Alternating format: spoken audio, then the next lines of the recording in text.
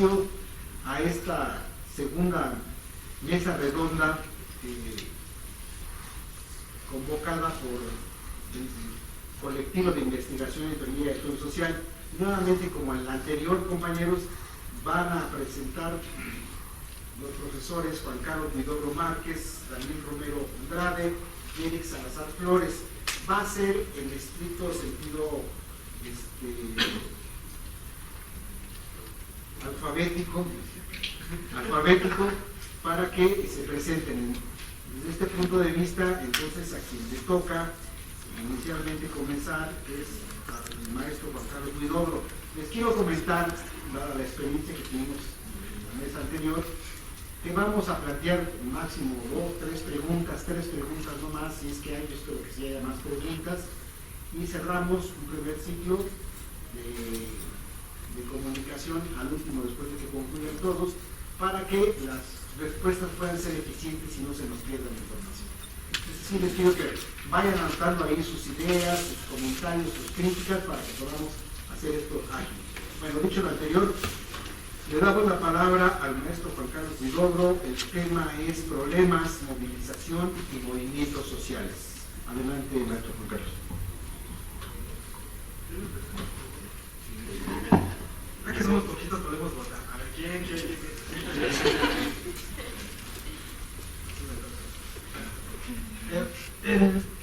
La ponencia, yo le quería, ¿sabe? Primero ponemos el título y sale otra cosa siempre, ¿no? Bueno, está más dirigido hacia, claro, los procesos de protesta, sobre todo los históricos procesos de protesta, y viene un aterrizaje muy breve en nuestros días. Bueno, los problemas y las movilizaciones sociales han acompañado históricamente un interés muy satisfecho por los problemas sociales, una vez que estos problemas sociales franquearon el antiguo orden divino y sobre todo una vez que fueron arrancados del orden natural. El hombre moderno, así pues, se posicionó frente a ellos como fenómenos con causa y por tanto fenómenos susceptibles de ser resueltos, susceptibles de ser abordados.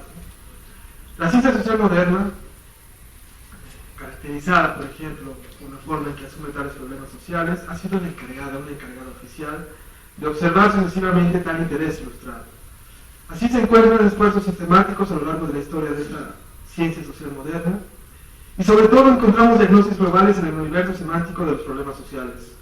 El énfasis varía en estos grandes esfuerzos y va, por supuesto, desde las luchas de clases, la racionalidad de los fines, la anomia, hasta el par naturaleza-cultura, la razón instrumental, identitaria, la razón unidimensional.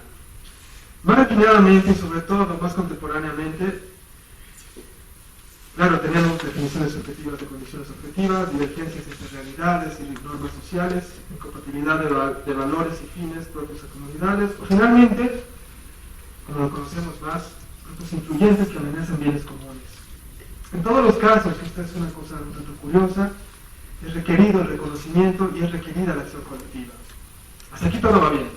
No obstante, tales acciones colectivas frente a los problemas sociales no tuvieron que esperar a la ciencia social moderna para poder pronunciarse.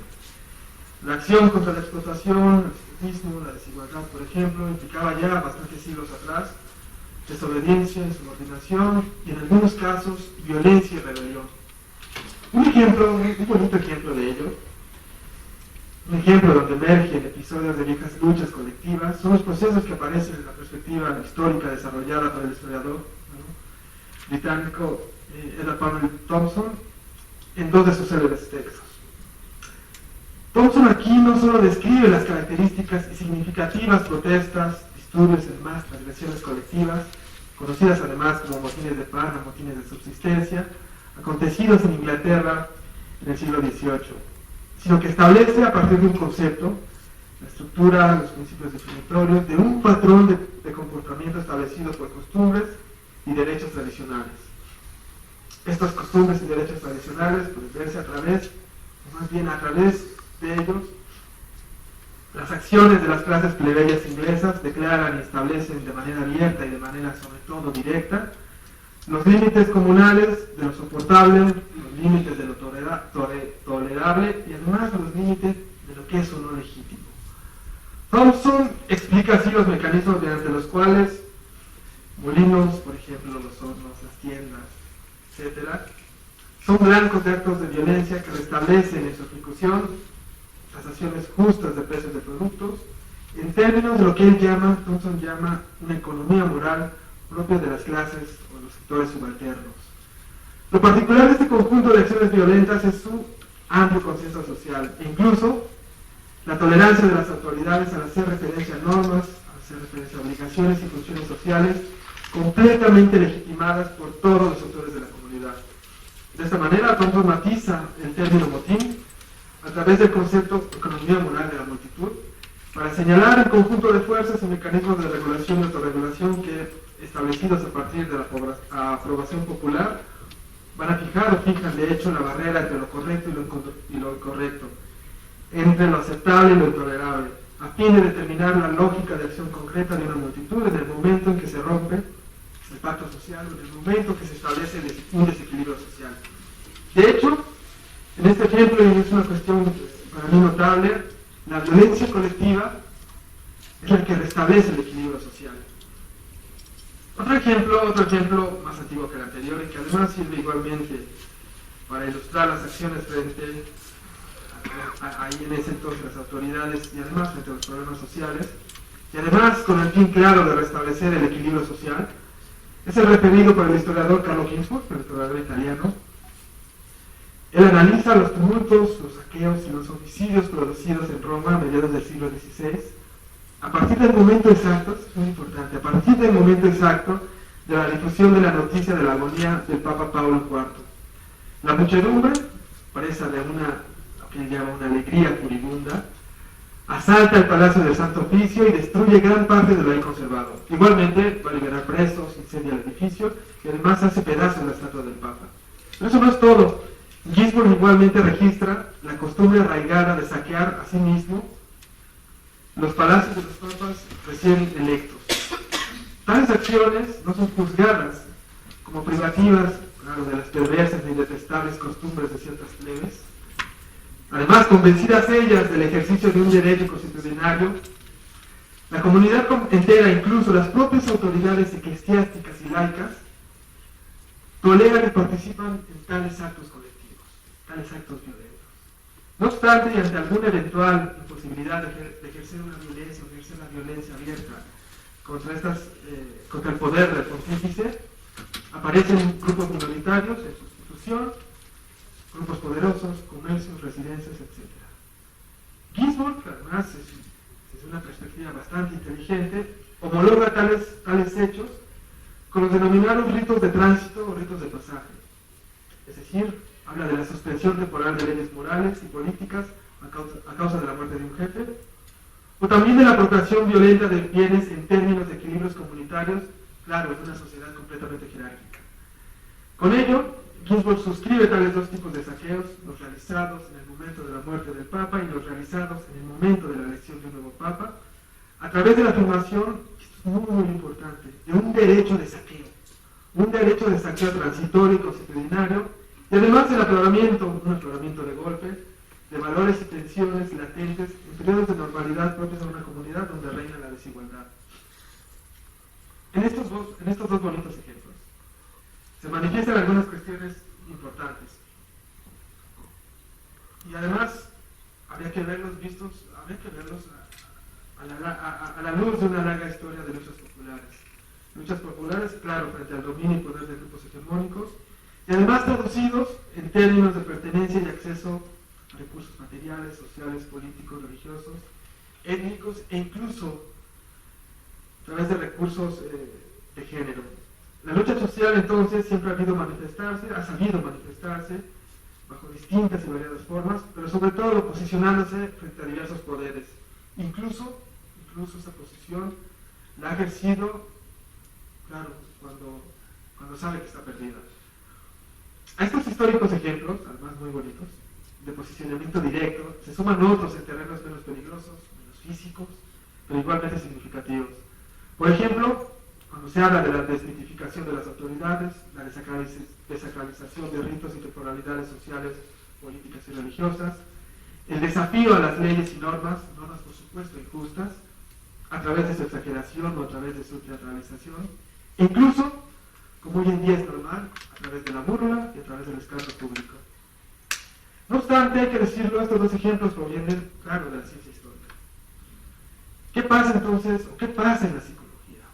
Es una pregunta. Un homólogo a estos procesos apenas descritos.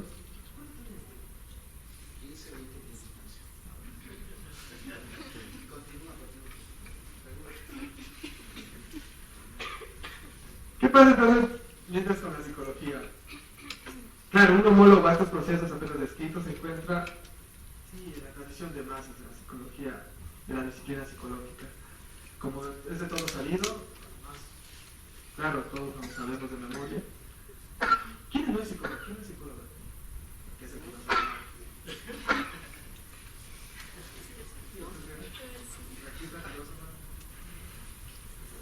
¿Lamberto tampoco?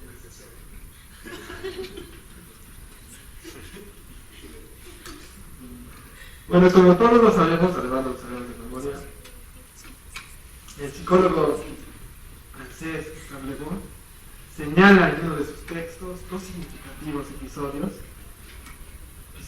significativos en la historia de Francia. El primero es el asesinato del alcalde de la Bastilla, tras la toma de dicha fortaleza, que además, claro, sabemos que este evento es asumido como el inicio de la Revolución Francesa. Una multitud rodea y golpea a dicho alcalde. Se propone, por la multitud, colgarlo o atarlo a la cola de un caballo, o finalmente decapitarlo, ¿no? La turba decide lo último, decapitarlo, y ante la presión y aclamación, bueno, esto todo ante la presión y aclamación, la buena onda de la multitud, ¿no? Un segundo episodio, Le Bon lo refiere a los llamados septembrinos, esto es, masacres ocurridas en septiembre de 1792, también durante la Revolución Francesa, llevados a cabo como juicios sumarios y ejecuciones en bloque contra autoridades e internos de distintos tribunales e internos de distintas prisiones. Los asesinos, que además eran una masa, además es un punto contra el oro, una masa heterogénea compuesta por tenderos, artesanos, zapateros, peluqueros, albañiles, cumplen, una vez más, un deber patriótico, asumiendo una doble función judicial para ellos totalmente legítima, es decir, ser jueces y ser verdugos. Comienzan entonces destruyendo tribunales, ejecutando a decenas de personas, además esto lo hacen sin distinciones sofisticadas. Las primeras víctimas son nobles, sacerdotes, oficiales, servidores del rey, indudablemente para ellos culpables, para después juzgar y ajusticiar a los restantes por su aspecto o por su reputación. Así durante 5 días en distintas prisiones francesas, la tropa de asesinos ejecuta a golpes de pico, hacha, bastón y bayoneta. Pero no deja de reinar además la alegría, los bailes, los cantos, los chistes. Observando estos tres ejemplos, los ejemplos de Thompson, de Ginsburg y de Le Bon, se asoman algunas diferencias entre ellos. En el caso de Thompson, claro, la acción se muestra como un conjunto de fuerzas que restablece los umbrales de equilibrio moral de una comunidad por parte de las multitudes. En el caso de Ginsburg, concurre un patrón constitucionario y además transitorio, referido a tensiones entre valores diferenciados en una estructura asimétrica y profundamente jerarquizada de la sociedad. En el caso de Le Bon, si bien está enclavado en un proceso revolucionario y además con tintes políticos muy evidentes, él atiende más bien a caracteres naturales y constitutivos de los procesos de masa. Con la extensión del igualitarismo y la democracia en el siglo XIX, Le Bon, por ejemplo, en su ejemplo, claro, en su texto y además en toda su perspectiva, encuentra más bien temores frente a las revueltas y cuestionamientos sociales que ya se planteaban. Es decir, había un temor hacia las masas porque ellas significaban la desaparición del orden social, claro, en sus manos, amenazaban además la seguridad del Estado, un joven Estado burgués, y además rompían con la tranquilidad del ciudadano, ¿no? Por tanto, para Le Bon, y además toda la psicología conservadora y reaccionaria de la época, no eran estas masas revolucionarias. Al contrario, eran masas rebeldes frente a poderes despóticos, no eran masas rebeldes frente a poderes despóticos, sino multitudes estrictamente violentas y criminales. Eran residuos, eran, como decía Le Bon, enfermedades del orden social existente. evitando por supuesto la trágica perspectiva conservadora de la psicología leboniana respecto de las masas, cuestión que además la hace solamente un punto medio gris dentro de la historia de la psicología social. En los tres ejemplos encontramos elementos claros a través de los cuales sectores subalternos ejercen por medio de la protesta, por medio de la movilización y además, que es muy importante, de la violencia legitimada por la costumbre, un descontento directo y explícito frente a la causa y frente a los agentes de los problemas sociales. Estas muestras de resistencia, estas muestras de insubordinación propias del antiguo régimen francés y además en su paso hacia el nuevo, van multiplicándose y transformando poco a poco la forma a través de las cuales estas luchas se manifiestan y además se diversifican, abriendo el camino progresivamente hacia los primeros movimientos ya organizados en el siglo XIX. Tenemos entonces protestas que en su maduración terminan por fraguar objetivos, estrategias y modos de actuar de los movimientos decimonónicos, teniendo como marco estos, lo que podríamos llamar el inicio de un etos antisistémico, que plantearía que ni la libertad ni la igualdad pueden ser realidades dentro del sistema existente y que por lo tanto sería necesario transformar completamente el mundo para que estas dos pudieran existir. Así pues, las grandes protestas, las grandes motines y rebeliones descritas por Thompson y por Carlo Ginzburg, teniendo como actores principales a campesinos con demandas locales, objetivos y estrategias inmediatas, de acción directa, dan paso en el siglo XIX a los partidos de masas como un actor predominante, ¿no? Que todos además conocemos.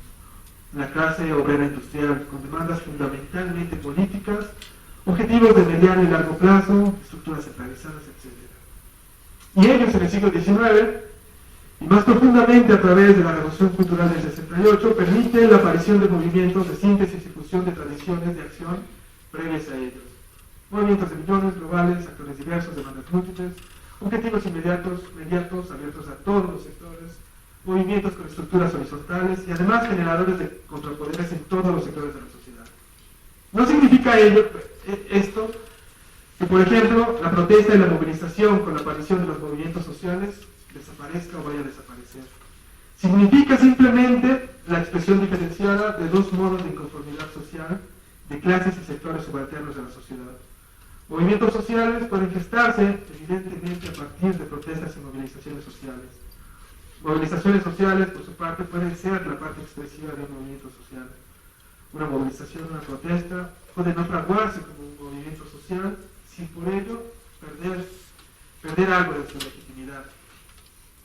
No obstante, y ya contemporáneamente, protesta y movilización evocan al mismo tiempo, claro, aquellos elementos que poco a poco fueron instituyendo la lucha social.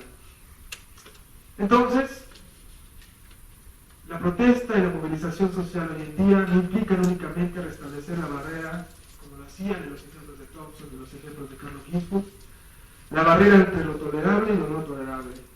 Restablecer, por ejemplo, un equilibrio de la sociedad no igualitaria, implican asimismo la evocación de un cambio en el sistema social hoy imperante. Protesta y movilización social que además denuncian injusticia, opresión, explotación por un lado, y que además protesta y movilización social luchan por derribar, luchan por sustituir un sistema social por otro mucho más justo, por un sistema alternativo. Gracias.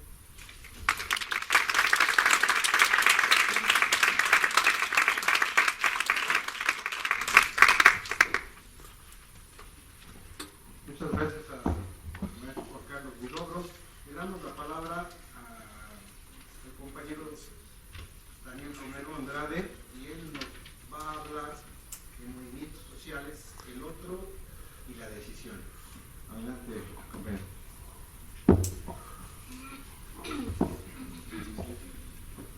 Bueno, básicamente yo les voy a leer un pequeño ensayo teórico que realicé con el propósito de esta mesa. Pues espero que les guste y que les haga un tanto de sentido.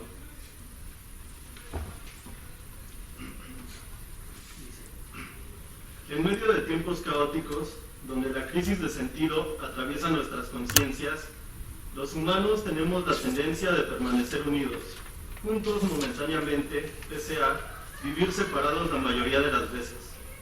Parece ser que en el calor de un evento social, como lo es una manifestación, logramos comenzar a configurar formas distintas de pensar y por lo tanto la realidad adquiere un sentido diferente. Los teóricos de las masas creen que esto sucede debido a que en el momento en el que se gesta una multitud existe una afectividad colectiva, que de ser consolidada con la forma de una sociedad establecida, logra volver a su moral el punto donde reside el sentido de todos aquellos que son partícipes de ella. Esto parece responder a que en el momento que se origina toda sociedad, las personas se encuentran sinceramente en comunión. Es decir, son capaces de considerar al otro como alguien tan valioso como ellas mismas. Logran acuerdos que no pertenecen a un único lado de la interacción, como sucede generalmente entre los individuos. Se logra por definición algo diferente, un evento social. Por desgracia, la fuerza de estos eventos es poco duradera. La sociedad mantiene una moral definida que le da su forma y le permite seguir existiendo, reproduciéndose a sí misma constantemente y chocando con aquellos individuos que se encuentran en contacto con ella. Sin embargo, estos individuos siguen su camino dentro del mundo de la vida, divagan, conociendo una realidad más allá de aquella planteada por el sistema social con el que están relacionados. Llega a pasar que en determinados momentos estos cambios en la moral de los individuos son radicalmente opuestos al orden establecido, volviendo insoportable la convivencia de ambas entidades. Si este es el caso, se va gestando en las entrañas de la vida cotidiana un descontento, que lentamente se empieza a tornar generalizado. Quejas, reclamos, peleas, escasez, todos ejemplos del clima social al que nos vamos enfrentando, pero sobre todo enojo. Ira que arremete como oleadas constantes en nuestra vida diaria. Pese a la evidencia de estas manifestaciones, es imposible predecir cuál será la gota que derrame el vaso lleno de bilis de la sociedad. 43 flagrantes desapariciones, todas ellas con nombre y apellido. Miles de muertos en un solo territorio. El cruento clima de intolerancia y represión, la injusticia política, o quizá solamente el hambre, inducida por la pobreza extrema dentro de un país lleno de recursos. Sin importar cuál sea el evento que desencadene la manifestación, esta arremeterá, alzará su voz de manera lobuna, aullando incontables veces para lograr ser escuchada, sumando personas que coyunturalmente se encuentran presas de la misma inconformidad, gente que fluye por las calles, venas abiertas de una sociedad, para chocar de frente con las instituciones encargadas de asegurarse que la moral establecida sea la que prevalezca. El grito viene primero porque es indicador furioso del cambio. Es el paso de la pasividad a la acción en donde surge la protesta. Sin embargo, no lo es todo, porque este estallido solo puede ser momentáneo. Para lograr continuar la movilización y la protesta, se necesita transformarla en una sociedad, o planteándolo de forma más sencilla, en una estructura, que también sea capaz de reproducirse a sí misma. Es solamente lógico pensar que para poder cambiar una sociedad se necesita establecer una diferente que la sustituya. Aún así, diferente no es sinónimo de mejor, así como tampoco lo es de algo peor. Cuando se pone esto en la línea frontal del pensamiento, no parece tan sencillo hablar de cambio. Es fácil conocer las cosas que causan inconformidad y disgusto. Esto es porque hay muchas que pueden llegar a hacerlo, la verdad todas. Pero las cosas con las que nos sentimos comprometidos, por lo menos lo suficiente como para edificarlas en la base de una sociedad emergente, son más difíciles de encontrar. Es necesario llegar a ideas simples, pero que a su vez sean el reflejo de un modelo distinto de justicia. Pero ¿cómo es posible llegar a estas ideas sin volver a crear un sistema como el que se pretende abolir? ¿En dónde radica el problema de nuestra sociedad? La respuesta a esta última pregunta nos abrirá el camino para ir respondiendo la primera. En un sentido estricto, la sociedad no es la que tiene un problema. Es en la relación que existe con los humanos, partícipes de ella, que se encuentran dificultades en la forma que tienen las cosas. Es natural cuestionarse, ¿cómo es posible que la sociedad no sea la del problema? Pero la realidad es que ella como entidad solo tiene el propósito de preservarse. Esto lo logra reproduciendo su forma a través de sus instituciones y por el medio de la comunicación. Desde pequeños los humanos aprendemos esta forma social y nos volvemos reproductores de ella.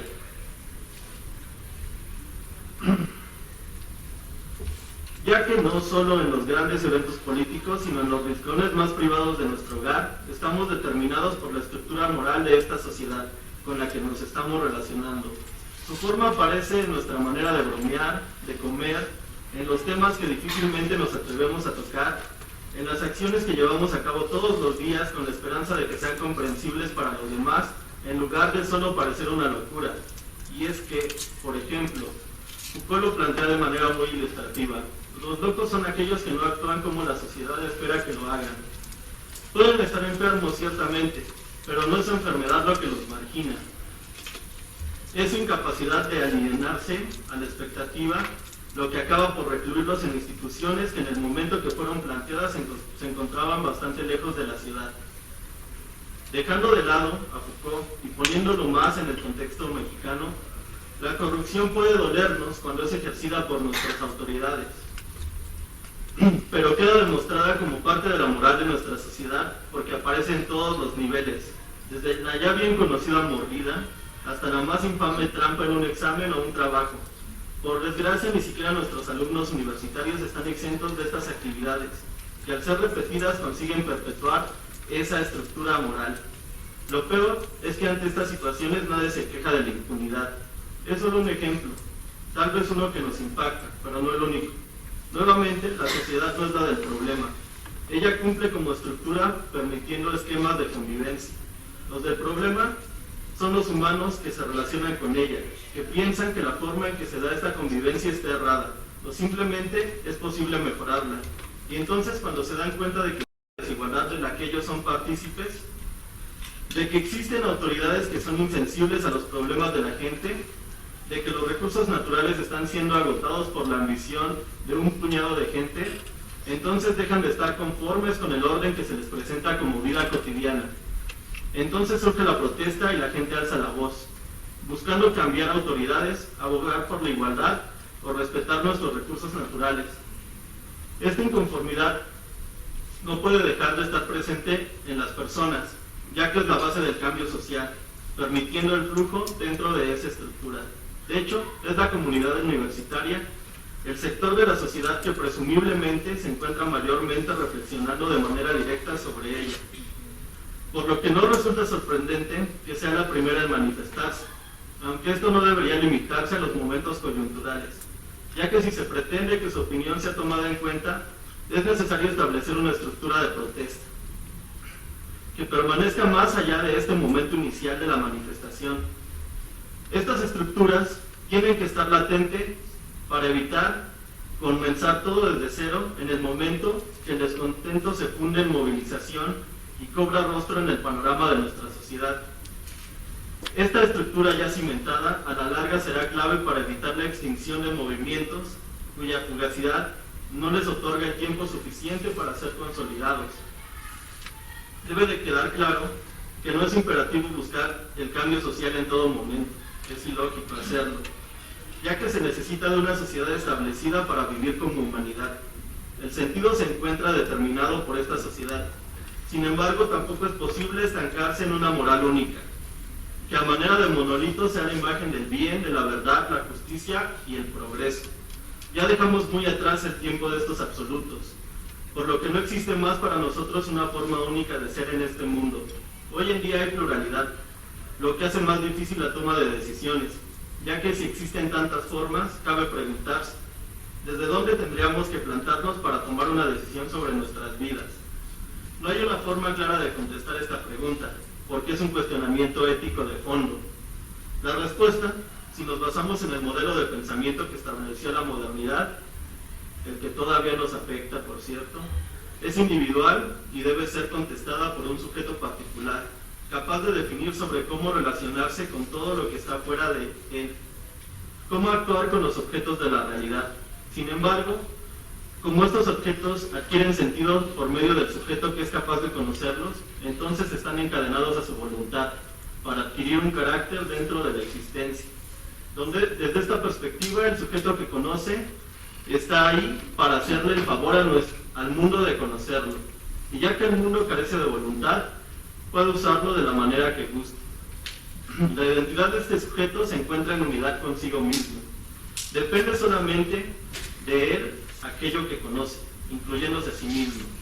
Esto le da la posibilidad de pensarse como una entidad privada, cuya identidad es independiente del mundo en el que habita.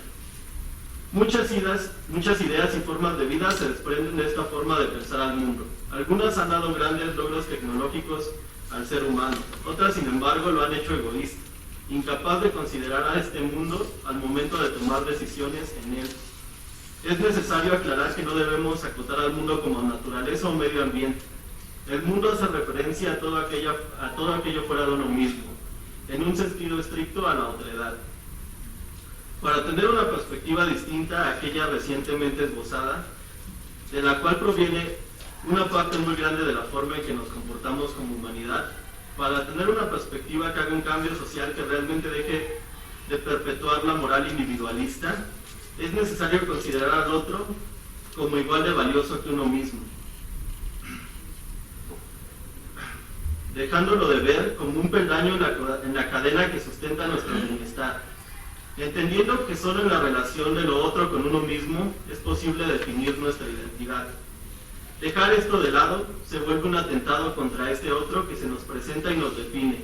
No tomarlo en cuenta, negar su papel en la toma de decisión, es una forma de violencia. No es posible defender a quien lanza una bomba y mata a miles de personas, como tampoco lo es defender a quien no reconoce la existencia del otro, a quien lo deja en silencio, quitándole así todo el valor que éste puede tener. Ambos atentados son igual de destructivos, ambos coinciden en la muerte como resultado. Pero negar al otro no solo implica violentarlo, sino violentarnos a nosotros mismos, ya que este otro nos determina. La sociedad determina a los individuos que se relacionan con ella, eso lo sabemos, es un ejemplo demasiado obvio. Todos los objetos a nuestro alrededor, al relacionarse con nosotros, también establecen su identidad al mismo tiempo que nos dan la nuestra. Entonces dependemos de ellos para definirnos como lo que somos y también para realizar cualquier acción.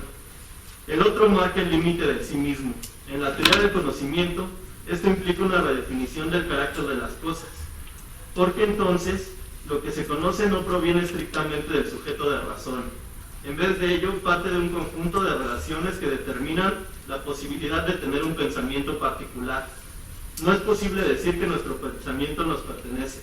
Un golpe duro al ego quizá, y sin embargo, solo tras esta consideración es posible darle valor al mundo, ya que sin él tampoco seríamos nosotros. Si la pregunta estricta es qué papel debería tomar el psicólogo ante los problemas sociales, la respuesta es sencilla. El psicólogo tiene que ser crítico, tiene que ser considerado, tiene que ser capaz de entender desde dónde viene el descontento de la sociedad. Debe poder protestar, desde luego, mas nunca quedarse en la pura protesta. Buscar utilizar el conocimiento que tiene sobre cómo se consolida la psique humana en sus múltiples aspectos para comprender desde dónde se genera el sentido, porque en la relación con la sociedad el sentido es lo más importante. Si podemos entender aquellas cosas que generan sentido para los demás, entonces seremos capaces de plantear el cambio que necesita urgentemente esta sociedad. Pero el cambio no es inmediato, no se ve instantáneamente ni en todos los lugares, porque el cambio social solo se plasma en lo que la sociedad va reproduciendo. Pueden haber miles de personas que protestan contra el abuso de las autoridades, pero miles también que siguen relacionando el dinero con el bienestar, que se plantean seriamente dedicar su vida al narcotráfico, por más breve que esta vida se torne tras la toma de esta decisión, porque para ellos es una forma de sacar a su familia de la pobreza, de obtener poder, de tener la capacidad de comprar todos los objetos materiales que se relacionan con el placer. Y es que mientras esta sea la concepción de una vida feliz, entonces no habrá cambiado nada. Es el papel de los psicólogos frente a la sociedad transformar el sentido, y eso solo se logra por medio de la educación. Son estas las bases, lo que reproducimos. Esta es la forma como educamos a las siguientes generaciones. Por eso, no debe sorprendernos que el movimiento del 68 aparezca como el resultado de la consolidación de un proyecto educativo que se instaura con Vasconcelos, buscando hacer un cambio de fondo en la educación después de la revolución, alfabetizando una gran cantidad de gente con ideas derivadas del positivismo y del pragmatismo, donde se educa para resolver problemas. Al mismo tiempo, se busca fomentar el nacionalismo. Este modelo educativo llevó a la educación al pueblo, y solo un pueblo educado es capaz de protestar, de notar la injusticia y de decidir por sí mismo sobre lo que necesita para su futuro. El movimiento del 68 se consolidó en las universidades.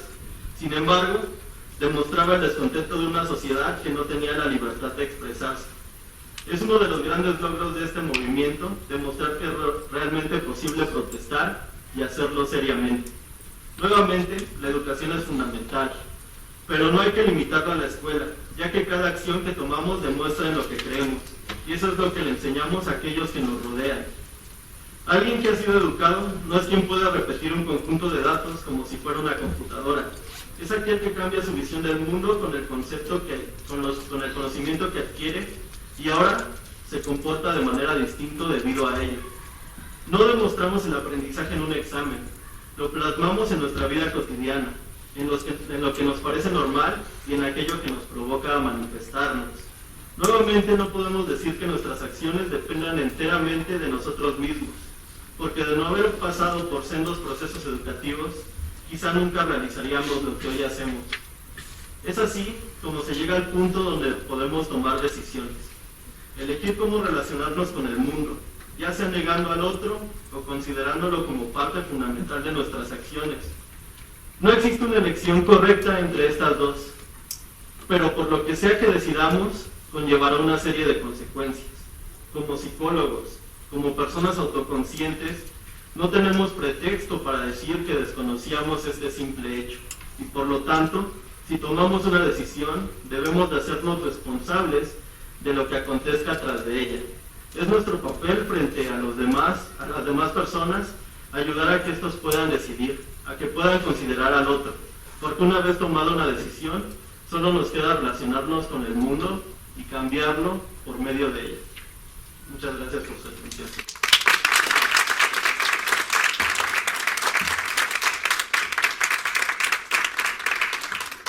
Gracias a Daniel Romero por su presentación.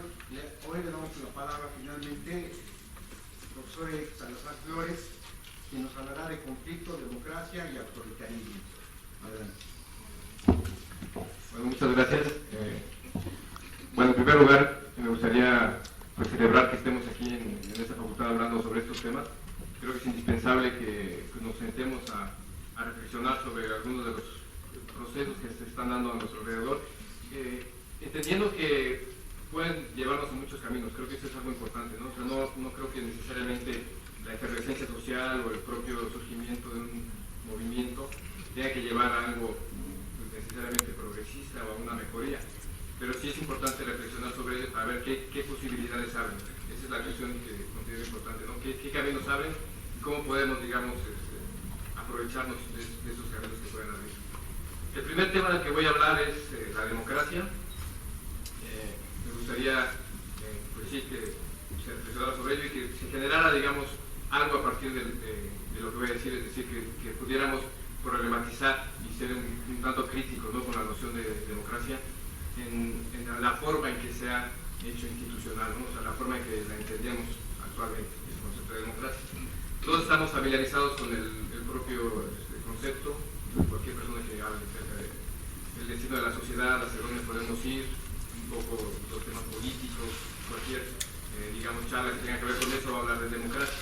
También sabemos que significa, de acuerdo a su origen etimológico, el poder del pueblo. O sea, la idea es demos pueblo y kratos poder. Sabemos eso. En la antigüedad griega se le veía como una forma de gobierno que respondía a la pregunta ¿para quién se gobierna? Eso es algo muy importante cuando hablamos de democracia. Esa es la pregunta que responde: ¿para quién se va a gobernar? Entonces Aristóteles nos marca que hay tres tipos de gobierno.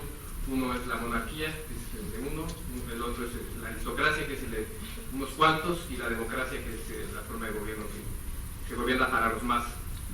Por supuesto, los tres pueden devenir en, digamos, una forma en que no se cumplen los objetivos, ¿no? La monarquía puede devenir en tiranía, la aristocracia puede devenir en oligarquía y la democracia puede devenir también en demagogia, cuando no se cumplen esos objetivos de que se gobierne realmente para el pueblo. Y bueno, basado en la antigüedad griega, me gustaría retomar una fecha que es muy importante, ¿no?, para entender el tema de la democracia, que es 1789. Obviamente es la fecha de la Revolución Francesa. Es una época donde se va a retomar mucho del ideario democrático. Por supuesto no es casual, se está terminando con el antiguo régimen, está cuestionando a la monarquía y se está dando paso, por supuesto, a una nueva clase social, a la burguesía, a un nuevo sistema económico, el capitalismo. No es casual que surge en ese momento la Revolución Francesa y se retoma el ideario democrático. Al final es una revolución burguesa, la Revolución Francesa. Y se va a retomar también porque se está dejando de lado, digamos, las nociones que van a dar legitimidad a los gobiernos.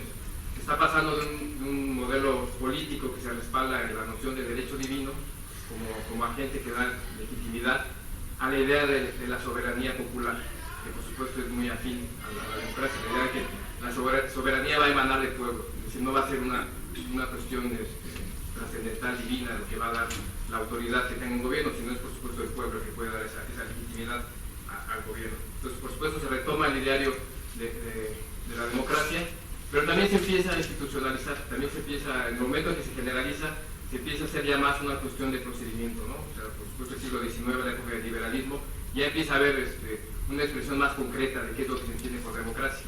Ya va a haber una serie de reglas que se tienen que seguir para hablar de democracia. Y ahí me gustaría hablar ya más en el ámbito contemporáneo, más, digamos, lo que nos toca vivir a nosotros, la época de la segunda posguerra, ya pensar en el inicio de la Guerra Fría, el final de la Segunda Guerra Mundial, 1945, cuando ya es una bandera, la idea de democracia es una bandera para sí posicionar un modelo concreto de los países que resultaron vencedores de la Segunda Guerra Mundial, hablando de Europa Occidental y Estados Unidos, y por supuesto las zonas de influencia que tiene cada una de esas regiones, ¿no? América Latina, en ese panorama. Ahí ya se ve como una serie de reglas que se tienen que seguir, se utiliza como una forma de descalificar el proyecto socialista, comunista que se está dando en China, en Europa Oriental, de decir, bueno, ahí es un modelo totalitario y Europa Occidental y Estados Unidos son modelos democráticos, porque hay diferentes partidos, ¿no? Ya es una cuestión totalmente institucional, totalmente abocado al procedimiento. Y hay un cambio en la pregunta que responde a la cuestión de la democracia. Ya se pasa de preguntar para quién se gobierna a preguntarnos cómo se elige a quién gobierna. Ese es el punto importante que tenemos y ese es el sentido de estar haciendo este recuento histórico. Ver cómo se le está despojando a la democracia del sentido original que tiene, ¿no? La cuestión esencial que tiene la democracia es ¿para quién va a gobernar? Esa es la pregunta que responde. ¿Hace un gobierno gobierna para el pueblo o es democrático? Y ahora pasamos a entenderlo como un procedimiento. Si se elige al gobernante de una manera con votaciones, entonces es un gobierno democrático. Con independencia de lo que se haga con el gobierno, ya no va a ser importante lo que se haga con el poder. Pues privatizar los sectores públicos, ¿no? Privatizar recursos naturales, pero si te eligió una votación, hubo diferentes partidos, entonces es una medida democrática. No importa lo que hagas con el poder. Puedes elegir, por ejemplo, un gobierno puede digamos, privilegiar la educación de su población, puede privilegiar la salud de su población, pero si no lo eligieron con elecciones, entonces no es un gobierno democrático. O sea, ya se pasó totalmente a ser una cuestión de procedimiento y se le está despojando, digamos, de su sentido original. Eso es algo importante, ¿no? Voy a mencionar muy brevemente cuáles son las características que tiene este modelo liberal de democracia, cómo se puede definir. Un asunto importante es la cuestión de las votaciones libres. Eso es necesario para que se hable de democracia, ¿no? El hecho de que haya distintos partidos también, eso es también indispensable. Si bueno, los modelos totalitarios en las dictaduras no hay diferentes partidos, entonces no es democracia. O sea, una de las cosas que se privilegian en la noción liberal de democracia es que haya diferentes partidos. Y la representación, el hecho de que alguien más va a tomar las decisiones políticas. Eso es un punto importante que tiene el modelo liberal. Nosotros le cedemos a alguien más la posibilidad de elegir políticamente. Y por supuesto me gustaría cuestionar esta forma de entender la democracia de cara a una forma diferente que podemos apropiarnos del concepto, ¿no? Para quienes sí pensamos que es necesario que vivamos en sociedades democráticas, sí, pero ¿cómo podría ser esa forma diferente de pensar la democracia? El primer problema que tiene esta forma de entender la democracia en el sentido liberal, es pensar que por el hecho de que haya diferentes partidos van a estar representados los intereses de todos nosotros. Creo que eso es una falacia, o sea, lo vemos muy claramente, no porque podamos elegir entre 2 o 3 o 4 o 7 partidos vamos a estar representados todos en los partidos políticos. Eso creo que lo vivimos cotidianamente. Se puede haber partidos que elijan uno quien quiere regalar los recursos naturales y el otro quien quiere venderlos, y pues, básicamente esas son las opciones que tenemos que elegir muchas veces en el panorama político. Y entonces el hecho es que no están representados los intereses de todos nosotros, a pesar de que haya diferentes partidos. Esa es una limitación que tiene el modelo liberal de democracia. Por supuesto está el hecho de que delega en alguien más la capacidad de ser agentes políticos. El hecho de que al votar tú le estás cediendo a otra persona la capacidad de decidir. Entendemos que nosotros estamos únicamente dedicados a cosas más inmediatas, que no tenemos ningún papel que jugar en el sentido político. Ese también es un problema que tiene el sentido liberal de la democracia. Y en ese sentido, pues limita lo político al voto. Eso es todo lo que tenemos que simplemente votar. Nuestra capacidad de decidir, de opinar sobre los procesos que estamos viviendo, se tiene que reducir al voto, en todo caso, la creación de partidos, al formar parte de un partido, pero no más allá de eso, ¿no? Por supuesto, los movimientos sociales que quedan fuera de ese modelo. Y bueno, un último punto es que atomiza los colectivos. Se deja hablar ya de un nosotros, no es importante tanto la cuestión de vincularnos con las otras personas, lo importante va a ser simplemente el ser ciudadano, ¿no? Esa es la cuestión del modelo liberal de democracia, que somos simplemente ciudadanos. Y eso por supuesto va a limitar los alcances que puede tener el concepto de democracia. ¿Cómo podríamos reapropiarnos de este concepto, digamos, de una manera diferente? ¿Qué propuestas habría? ¿Qué podemos hacer para entender en verdad una forma democrática de relacionarnos? En primer lugar, tendría que ser involucrándonos en los procesos sociales. El propio concepto de pueblo pues no es más que una abstracción. O sea, si no hay alguien que se reconozca como parte del pueblo, pues no existe. O sea, no va a tener una vida propia por el simple hecho de decir, es que está el pueblo, ¿no? Tiene la razón. Pues siempre tenemos que involucrarnos en los procesos, tenemos que reconocer que tenemos intereses con otras muchas personas, que son comunes, ¿no? O sea, no pasar de una forma individual de entenderlo en nuestra cotidianidad, a reconocer que hay intereses comunes con otros grupos, ¿no? Y por supuesto eso implica rescatar la acción colectiva. No es nada más la persona en particular, sino es nosotros los estudiantes, nosotros los choferes de microbuses, nosotros los trabajadores de los mercados públicos. Y a partir de ahí reconocer que también tenemos otro tipo de personas con las que podemos conformar, digamos, colectividades, ¿no? O sea, me gustó mucho ver, por ejemplo, en la marcha del sábado, esta idea de que ni una lucha más aislada, ¿no? Esa es la cuestión del pueblo, de retomar la idea de que somos un colectivo, que no somos nada más unos cuantos, ¿no? Sino que podemos formar una colectividad. Creo que eso es algo importante. Y por supuesto la democracia entenderla como la capacidad que tenemos todos de defender nuestros intereses y de formar parte de los procesos que nos toca vivir, ¿no? Eso creo que es importante del concepto de democracia. Saber utilizar los espacios que tenemos. Y eso por supuesto pasa también por tener información de lo que estamos viviendo, ¿no? O sea, no puede haber democracia mientras no tengamos claro qué es lo que está pasando en nuestro país. No sepamos también que hay diferentes intereses que están chocando dentro de la sociedad, ¿no? Eso es algo muy importante. Y con eso paso al segundo punto de la presentación, que es la cuestión del conflicto. ¿Por qué el conflicto? ¿Por qué pensar el conflicto en el contexto de la democracia? Pues precisamente porque esa es una de las razones por las cuales no podemos estar todos representados en esta forma liberal de hacer democracia, ¿no? Porque tenemos intereses que van a chocar. Eso es el conflicto, ¿no? Tenemos que pensar en una aportación que hace el marxismo al pensamiento social, a la teoría social. Creo que la más importante, una de las más importantes que está plenamente vigente es la cuestión del conflicto, ¿no? El hecho de que tenemos intereses que se van a contraponer en las sociedades capitalistas, ¿no? El antagonismo social, eso es definitivo. Y eso por supuesto que va a estar detrás de que no pueda haber un modelo democrático en una sociedad como la que vivimos. O sea, mientras haya esas desigualdades, mientras haya esa forma de solucionar los conflictos, no puede haber democracia. Ese es un punto muy importante que relaciona el concepto de conflicto en el punto de la democracia. Me gustaría poner algunos ejemplos y también ligándolo con el concepto de autoritarismo, ¿no? Para ver cómo se pueden resolver los conflictos.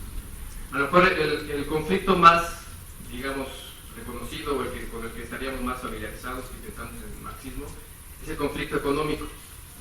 Este es un conflicto, digamos, que se ha estudiado mucho, la contradicción que hay entre el capital y el trabajo.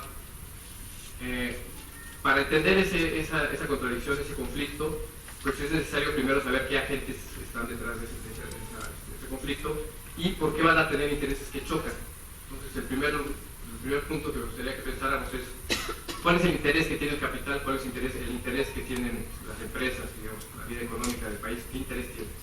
¿Por qué, digamos, por ejemplo, en México se producen artículos de lujo como en ningún otro país del mundo y de América Latina? Pues acaba de salir un artículo que lo menciona, ¿no? Que se producen artículos de lujo, bienes suntuarios, artículos para la protección, por ejemplo, de coches blindados, seguridad privada, pues, todo ese tipo de servicios. ¿Por qué se produce eso? ¿Qué interés está detrás de que se produzca eso? En un país que está pues, marcado por la desigualdad, por la pobreza, o sea, uno diría, ¿por qué no se produce pues, alimentos para la gente que tiene necesidad? O los servicios más básicos, ¿no? Que están garantizados por las constituciones liberales. ¿Por qué no se produce eso? Es una pregunta muy, a lo mejor inocente, pero pues, ¿por qué no se hace? Pues porque los intereses del capital, pues digamos que es la ganancia. Ese es el interés que tiene el capital, ganar. Y en la medida que eso es rentable, lo va a hacer, y en la medida que no es rentable, no lo va a hacer. Si no es rentable producir joyas, porque hay dinero y hay, dada la desigualdad en la que vivimos, hay gente que puede pagarlo, lo va a producir, aunque sea una calamidad para el ambiente, por ejemplo, ¿no? Si vemos la excavación de las minas para sacar oro, lo va a hacer porque ahí está la ganancia. Ese es el interés que tiene el capital. Ahora, ¿qué interés tiene el trabajador? ¿Qué interés tiene la gente en general? ¿Qué interés tendríamos en términos económicos? Pues ganar un salario para poder tener una vida relativamente digna, relativamente, digamos, estable. Ese es el interés. Y esos intereses chocan en el capitalismo. O sea, qué bueno sería que todos los intereses fueran compatibles, fueran armónicos, pero no es así. O sea, si el dueño de una empresa quiere tener más ganancia, pues tiene que pagarle menos a los empleados. Y si el empleado quiere vivir bien, pues tiene que ganar más. Entonces son intereses que van a chocar. Ese es antagonismo, ese es conflicto. Ahora, ¿por qué hablo de autoritarismo cuando en este tema? ¿Cuál es la cuestión del autoritarismo? Pues porque obviamente el Estado, al no representar los intereses de todos, lo que hace es tomar partida por un interés particular. O sea, no es cierto que el Estado vaya a representar los intereses de todos nosotros, que sea armónico. Por algo es el que monopoliza la fuerza, ¿no? Porque necesita fuerza para hacer que predominen unos intereses sobre otros. Entonces, ¿qué papel juega el Estado, en particular el Estado mexicano, ante el conflicto económico? No sé si vieron la noticia que salió esta semana sobre el salario mínimo, que se homogenizó, son 70 pesos por 8 horas de trabajo. Eso es autoritarismo. A lo mejor no es propiamente violencia explícita, pero pues, desde mi punto de vista hay mucha violencia detrás de ese dato, ¿no? 70 pesos por 8 horas de trabajo. Eso es tomar partida, digamos, en un conflicto, y es una forma, por supuesto, autoritaria. Eso es, creo que debe quedar claro, ¿no? Cuando uno ve ese tipo de estadísticas. En dónde está el Estado y qué papel juega el Estado ante el conflicto social. El segundo ejemplo de conflicto no se va a referir tanto a un conflicto económico, es en el contexto en el que estamos hoy, es el movimiento del 68. Ahí también hay conflicto, ahí también hay intereses que se van a contraponer. Por un lado están los estudiantes, está un grupo amplio del pueblo, por no hablar de sociedad civil. Es importante también pasar esa forma un tanto liberal, entender a un país, entenderlo como pueblo, ¿no? Está buscando espacios democráticos, entendido no como democracia liberal, sino como democracia en el sentido amplio, ¿no? De tener el poder para el pueblo, dejar de lado el carácter represivo del Estado, ¿no? Se habla de la desaparición de la fuerza de ganaderos, por ejemplo. Está buscando más espacios y está buscando democracia. Esos son intereses sociales que está buscando un colectivo, un movimiento social estudiantil. Por otro lado está el Estado. ¿Qué interés tiene el Estado? Pues mantener el orden, hacer ver que el régimen es, digamos, justo, que funciona adecuadamente, tiene encima el inicio de los Juegos Olímpicos, entonces que quiere mostrar internacionalmente que el país es estable y está bien. Son conflictos, una forma de chocar, de que a alguien le interesa una cosa y a otro a alguien más. Que se calme esto porque ya no podemos dar esa imagen al exterior y los otros pues, están buscando más democracia. ¿Cómo se resuelve ese conflicto por parte del Estado? Que se supone que tiene que mediar los intereses, que tendría obligaciones, ¿no? Para la sociedad. Pues se resuelve con una masacre, se resuelve con una matanza, que mañana cumple un aniversario más. Ese, por supuesto, también es una forma autoritaria de resolver un conflicto. Sería un segundo ejemplo. Un tercer ejemplo de conflicto es lo que sucedió en Atenco. Ahí tenemos igualmente el conflicto de intereses, ¿no? Por un lado está un grupo de campesinos que están defendiendo sus tierras, que por supuesto no quieren venderla por 3 pesos el metro cuadrado, o sea, una cantidad realmente risible, y quieren defender eso que es suyo, ¿no? Que les corresponde no nada más por un sentido económico, sino también porque les da identidad. Es un conflicto porque también hay un Estado que quiere hacer un aeropuerto en ese espacio. Igualmente, hay un conflicto de intereses. No son compatibles. A partir de que pensamos que los intereses de todos son armónicos, cuando no lo son. ¿Cómo resuelve el Estado ese conflicto? No es casual que sea por supuesto el PRI, que sea el mismo presidente que tenemos actualmente, que era gobernador. Pues igualmente lo resuelve por la vía violenta. Y eso, por supuesto, es autoritarismo. Es una forma de, a ver, aquí yo tengo el poder, tú tienes un interés, tú tienes otro interés, el que decide soy yo y vamos a usar la vía de la fuerza. Eso es un ejemplo más de autoritarismo. Y bueno, por último, me gustaría referirme al otro conflicto social ya más inmediato, que es la cuestión de los normalistas desaparecidos, ¿no? Los 43 normalistas de Ayotzinapa. Ahí también tenemos un conflicto. Independientemente de lo que haya pasado, que muchos tenemos una idea de lo que sucedió, a partir de que sucede, hay un grupo de padres de familia que están buscando justicia, lo cual es un interés social que está respaldado, pues por yo creo que sí el pueblo en general, ¿no? O sea, sí hay una movilización importante para exigir justicia. Esos son intereses que se están defendiendo, ¿no? Intereses que se haga justicia. El Estado, por supuesto, también tiene otros intereses. No le conviene que se haga justicia, porque evidentemente pues, se va a quedar de manifiesto que quiénes son los responsables, ¿no? Que están involucrados los 3 niveles de gobierno. Hay un conflicto ahí. Hay quien quiere justicia social, hay quien quiere que se castigue a los culpables y se aclare lo sucedido, y hay quien quiere que el Estado no salga afectado y que sencillamente se calmen las cosas para que eso suba de tono, ¿no? Internacionalmente. Y la respuesta que da el gobierno es lo que hace Murillo Karam, ¿no? De decir, pues, sencillamente los mató el crimen organizado, es su culpa, esto no tiene nada que ver, y los incineraron en un basurero. Quien esté de acuerdo bien y quien no esté de acuerdo, pues también, porque eso es la verdad histórica, eso es lo que sucedió y punto, se acabó. Esa también es una forma autoritaria de resolver los conflictos, ¿no? Tenemos otra vez conflictos sociales, tenemos otra vez el Estado que es juez y parte y no toma en cuenta los intereses mayoritarios, sino es simplemente una salida autoritaria, ¿no? Absolutamente antidemocrática. Creo que es un ejemplo también de conflicto y de autoritarismo, ¿no? El ver en este caso. Y bueno, por supuesto lo que sucedió, lo que muchos estamos claros que fue un crimen de Estado, pues es un ejemplo muy cierto de autoritarismo igualmente, ¿no? Bueno, esos son los temas que quería compartirles, esperando que pues, genere alguna reflexión también de aquel lado. Y muchas gracias. Bueno, ahora viene la segunda parte de esto y las preguntas, compañeros. Nada más que por favor no se amontonen, debátenlas un poco para que ya puedan registrarlas. A ver, tienen las preguntas, las intervenciones, dudas, comentarios, críticas, en fin. A ver, creo que eso es la parte nutritiva de un evento de esta naturaleza que permite finalmente pues reflexionar, que permite aprender, que permite disentir, que permite de alguna manera generar más crítica. Por ahí ya veo una mano levantada. Adelante. A ver si, por favor, nos hacen llegar el micrófono para que la información...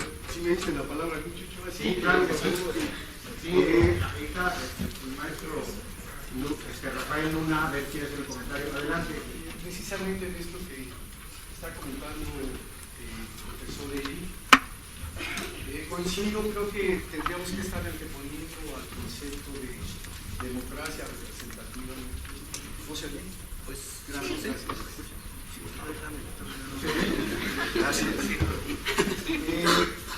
La noción de democracia directa, ¿no? Que esto implica, sé que no la tenemos, pero esto implica que nos organizamos, nos traemos nuestras redes sociales. Bueno, cuando hablo de redes sociales, no estoy pensando en Facebook, en Twitter, que es posible solo para el chisme, ¿no? Y para promover el espectáculo gratuito y vacío. Nuestras redes sociales, quiero decir, con nuestros vecinos, con nuestra familia, y por ejemplo, llamar a nuestro delegado o delegada, ¿no? Y pedirle cuentas. Eso es algo que no estamos haciendo. ¿Por qué? Porque yo comento en el salón de clases, ¿no? Que el gran esfuerzo que hacemos en términos de nuestra participación con la democracia es que cada 6 años nos levantamos tempranito un domingo, ¿no? Nos bañamos, si es que acostumbramos a hacerlo, si no, no, y salimos, aquellos que lo hacemos, a una casilla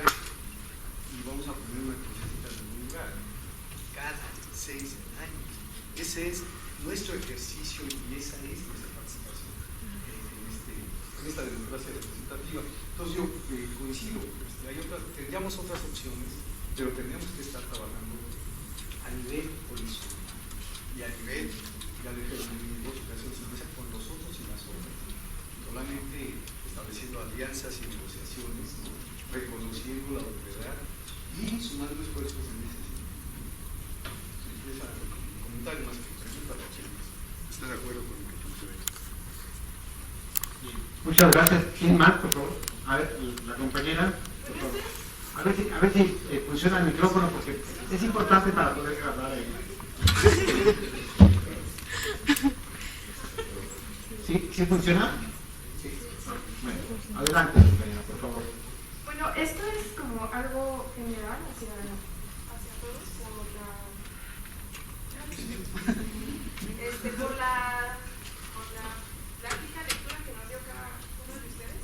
Realmente hay un elemento hoy en día en las movilizaciones o en las protestas que nos funcione, nos permita establecer un orden entre lo que consideramos o lo que ya sentimos justo o injusto, y podamos también exigir justicia ante un Estado que es autoritario. Realmente hay algo que nos funciona a nosotros como pueblo, porque nos estaba diciendo el profesor Huidobro que normalmente este orden se podría restablecer mediante la violencia, pero en este caso quienes están usando la violencia es la autoridad, es tu gobierno. Entonces, ¿qué posibilidad tenemos nosotros de generar un cambio, un nuevo concepto de democracia, de orden, si quienes no tenemos como que las armas, los elementos necesarios para generarlo? Pues no somos nosotros, son ellos quienes están usando este medio para solucionar nuestros problemas. Bien, ¿quién más? ¿Por aquel lado? Alberto. Yo quisiera que el maestro Salazar abundara más que el maestro Salazar abundara más sobre el concepto de ciudadanía, ¿sí? Porque él hace referencia a una serie de conceptos sobre que habla y puso un ejemplo del salario mínimo que me lleva a mi pregunta en términos del conflicto, y es un poco lo que planteaba la compañera, es decir, ¿qué hacer cuando el Estado es el que viola las leyes máximas, en este caso la Constitución? ¿Sí? Porque leyendo aquí, por ejemplo, en cuanto al salario mínimo, dice los salarios mínimos, que es el artículo 130, dice los salarios mínimos generales deberán ser suficientes para satisfacer las necesidades normales de un jefe de familia en el orden material, social y cultural, y para proveer a la educación obligatoria de los hijos. Los salarios mínimos profesionales se fijarán considerando además las condiciones de las distintas actividades económicas dadas. Es decir, si nosotros analizamos el salario mínimo actual, no sirve para mucho. 3 litros de leche, 2 litros de leche y 3 cuartos. 2 caguamas. Más saludable, ¿no? El maestro Luna. Sí, es decir, nosotros tenemos un poco ese conflicto ahora. ¿Sí? ¿Qué herramientas tenemos? ¿Qué instrumentos legales? ¿Qué instrumentos formales? ¿Y qué instrumentos en un momento no formales? A lo mejor como los que mencionaba el maestro Huidobro, para poder transformar el Estado social. Es decir, en el artículo 39 se ubica la soberanía del pueblo, ¿no? Y en ese medida se plantea la posibilidad de cambiar las formas de gobierno. ¿Sí? Desafortunadamente no hay una reglamentación de ese artículo como sí lo hay para todos los demás. Es decir, en el artículo 3 hay una reglamentación de cómo se instrumenta el sistema educativo y cómo se llega, supuestamente, debiera llegarse a los objetivos de cumplir el artículo 3º y para el artículo 123 también, ¿sí? Y sin embargo eso no sucede. ¿Cómo salimos del limbo? A ver, una pregunta más y pasamos a que los compañeros nos contesten quien considere pertinente. Bien, adelante compañera, por favor. ¿Se escucha mi voz? Si bien en el ensayo que nos metió Daniel se habla sobre la parte ideológica, me parece que deja de lado la parte económica y política, y eso me parece que podría contestar un poco a la pregunta que planteas de dónde existe el problema en la sociedad. Me parece que la ideología es una parte importante, que fue la parte en la que más ahondaste, pero la parte económica y política, que son las instituciones y el sistema de producción, esos son parte de la estructura y son parte de la sociedad, y que ahí sí podemos encontrar problemas bastante específicos. Eso como un comentario con respecto al ensayo de Daniel, y en el otro un comentario con respecto a la participación del maestro Eric. Si bien los partidos no representan totalmente nuestros intereses, me parece que como está funcionando actualmente nuestro Estado, los partidos forman parte importante para poder encontrar ahí nuestros intereses y formar parte del núcleo duro del Estado. Si hay intereses populares que se representan desde el Estado, hay una gran posibilidad de que las movilizaciones encuentren ahí cabida para modificaciones o la solución de sus necesidades. Si bien ahorita estamos descontentos con los partidos, sería importante ya sea encontrar alguno que sí sea de nuestro agrado, porque de todos modos, aunque no estemos de acuerdo con ellos, van a llegar, o formar parte de alguno, o formar alguno, por cómo está funcionando ahora la política. Bueno, ¿les parece que tenemos esta primera y pues a ver si a partir de ello se generan más preguntas? ¿Quién quiere comenzar?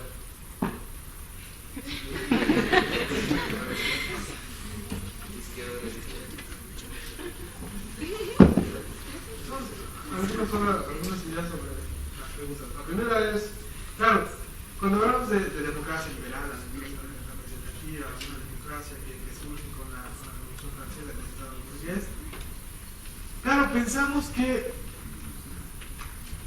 contemporáneamente es la única vía. Y una de las trampas, de los diferentes regímenes democráticos, liberales, representativos, es pensar que en el momento que esta democracia liberal, representativa, comience a fallar, hay que completarla. Y la manera de completarla, que desde mi punto de vista es una trampa, es una completa trampa, es hacer uso de algunos mecanismos de la democracia directa y de democracia deliberativa, y con eso ya la completamos. Desde el punto de vista, bueno, desde un punto de vista diferente a esta tradición liberal, lo que hay que hacer es suprimirla.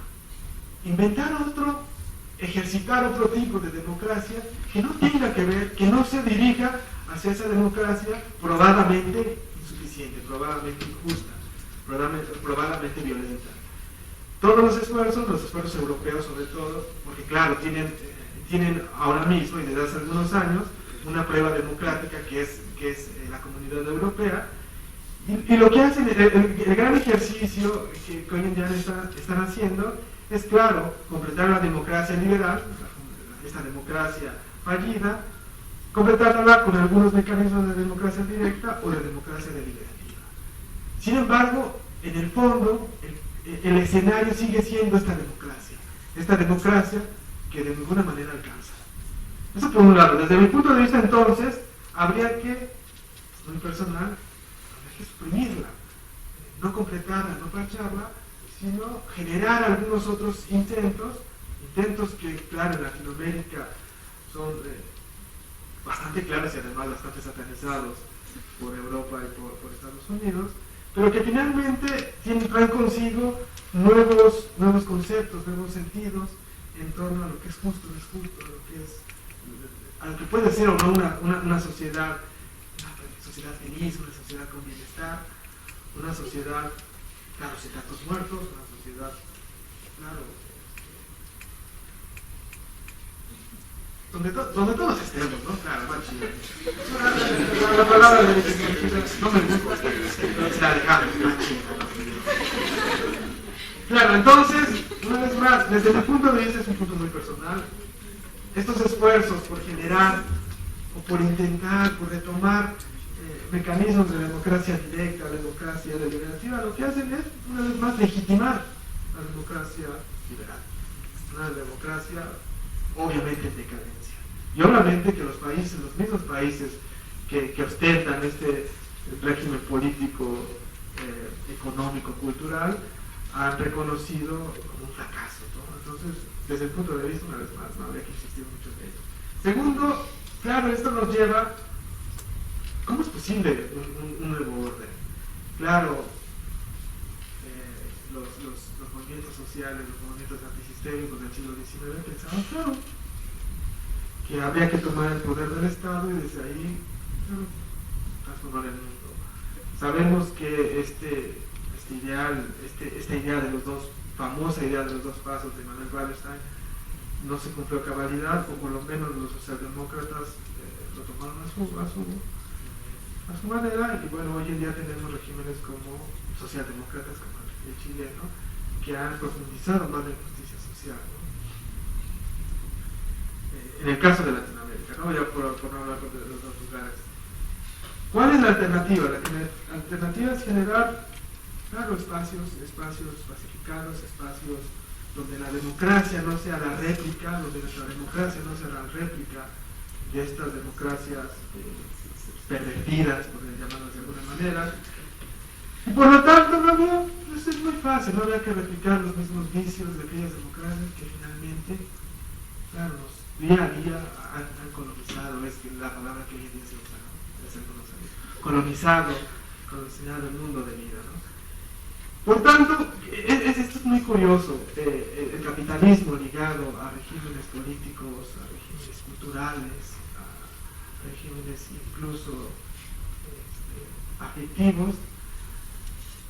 Una de sus gracias es que ha permitido, después de, entre comillas, la caída del bloque socialista, entre comillas, la caída del bloque, ha permitido y ha permitido que la democracia representativa, la democracia liberal y sobre todo el capitalismo es la única vía hoy posible. Es una gran mentira, ¿no? Tenemos que combatir estas gracias del capitalismo, gracias para sus interesados, y que en realidad la democracia liberal, representativa, la democracia como la conocemos, ligada directamente al capitalismo, pues es un fracaso, ¿no? Ha traído pobreza, ha traído injusticia, ha traído muertes, además ha traído, como consecuencia de la muerte, ha traído cinismo de las autoridades, ha traído estados no invadidos por el crimen organizado, sino crimen organizado que funge como Estado, y por tanto no habría por qué insistir tanto en estas ideas, ahora Eric lo explicará más, en estas ideas que claro, vienen de la Revolución Francesa, como otra idea de ciudadano, ¿no? Una idea totalmente surgida del contexto francés.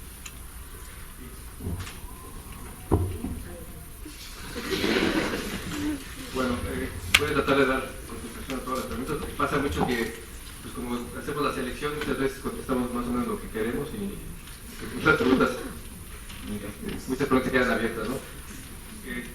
Hay una cuestión que creo que es común, que es qué papel va a jugar, digamos, el modelo liberal en el que vivimos. Así, puede ser a través de él o no. Esa es una cuestión importante, ¿no? Y por supuesto no es una pregunta nueva. Se habla mucho tiempo dentro de la izquierda del debate fue entre reforma o revolución.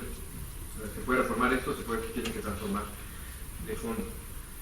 Yo creo que un punto importante que ya se mencionó, lo mencionó Juan Carlos, la cuestión es sí, o sea, el sistema político puede cambiar y a lo mejor él lo propone totalmente, ¿no? O sea, no funciona y realmente en eso estamos creo que de acuerdo y hay que transformarlo de una manera muy radical. La cuestión es, pues también hay un sistema económico, ¿no? Que reproduce muchas, pues, digamos, las injusticias sociales, creo que tiene su base ahí, mucho de lo que nos ayuda a explicar mucho de lo que sucede, que no nos gusta pues en las sociedades en las que vivimos, es por la desigualdad económica y la forma que tiene el sistema económico, ¿no? de generar desigualdad. Entonces, no creo que se pueda cambiar un sistema político, y aunque se lograra, vamos a pensar hipotéticamente, se puede cambiar un sistema político, es adecuado, pero si no está cambiándose también las relaciones económicas que reproducen muchas de las injusticias, pues tampoco hay mucho que hacer, ¿no? Creo que hay que cambiar todo al mismo tiempo, ¿no? Esa idea de vamos a tomar el poder y a partir de ahí transformamos todo, y ya que tengamos el poder y todas las luchas las subordinamos a conseguir el poder político, y a partir de ahí ya socializamos los medios de producción y se acaba la contradicción económica, ¿no? No creo que sea necesariamente necesario, ¿no? O sea, tiene que haber una transformación, creo que, digamos, simultánea. Y esto implica que tampoco se pueda, o no entiendo que se pueda, digamos, renunciar totalmente al modelo liberal, incluso con lo limitado que pueda ser. O sea, se dice, bueno, puede haber también, alguien mencionaba, pues podemos entrarle ahí, ¿no? O sea, hacer algo en un partido, entonces podemos hacer algo, un cambio. No creo que el problema sería subordinar la lucha a eso, ¿no? O sea, decir, es que lo que tenemos que hacer es crear el partido y hacer algo dentro del modelo liberal. Puede surgir, o sea, yo no lo puedo descartar totalmente, pero no tiene que ser lo importante. O sea, lo importante creo que es la organización. Eso es lo importante para poder defender los intereses de una colectividad, que estemos organizados. Si no hay organización, pues creo que no hay nada, ¿no? O sea, no pasa por el crear un partido, por crearlo, nada más, que exista, pues bueno, puede ser.